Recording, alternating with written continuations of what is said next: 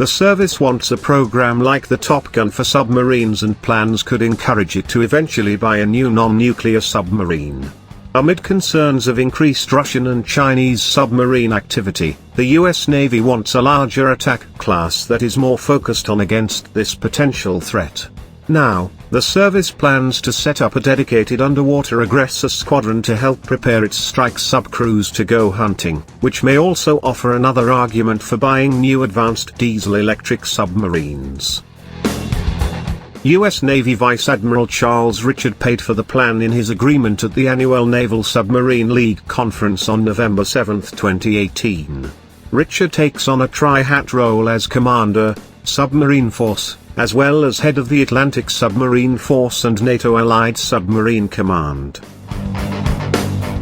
We have restructured and reinstated the fast attack training period to ensure that we are ready for high-end combat, including restructuring what we used to call the tactical readiness evaluation, and now the combat readiness evaluation, to make sure we are focused on the war, Richard explains.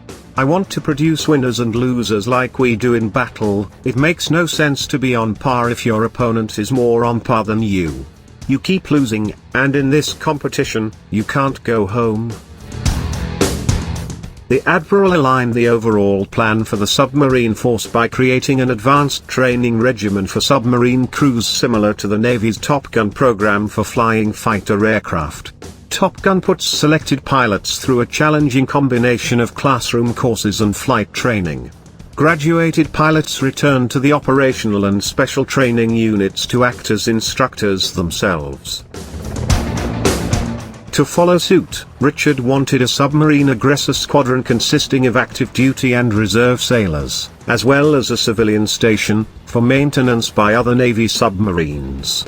The Top Gun has a lethal red air enemy element and is highly trained to provide dummy opponents for its students to be face-to-face with our unit. So we always practice against what we consider to be the highest fidelity simulation I can give them in terms of what they can possibly expect when they whisper, said Richard. These are cadres who do nothing but emulate the color red in all of our certification training and exercises. The aggressor unit or opposing force, OPFOR, which employs itself in the doctrine and tactics of a potential opponent, or red force, is a valuable way to enhance realism practice. They are a common feature throughout the US military, especially when it comes to air and ground exercises. The submarine aggressor force will provide an invaluable anti-submarine warfare opportunity for surface elements as well as naval aviation. Unfortunately, there may be significant hurdles ahead of Vice Admiral Richard in implementing the plan. Currently, there are no plans to provide an aggressor squadron of its own submarines. U.S. Navy Commander Sarah Self-Kyler, a spokeswoman for the service, told Usenet News on the sidelines of a Naval Submarine League event. This makes sense, as the Navy's submarine community is already experiencing difficulties meeting its operational needs amidst large maintenance arrears. This has prevented many attack submarines from returning to service on schedule. USS Boise, a Los Angeles-class attack submarine, is the most extreme example and is expected to be out of service for more than 2 years by the time she returns to the fleet in 2019.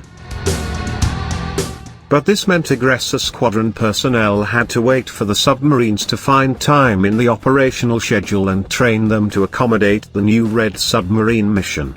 This can easily limit how many opportunities new OPFOR units have to maintain their own unique skill sets and integrate those capabilities into the larger training exercise.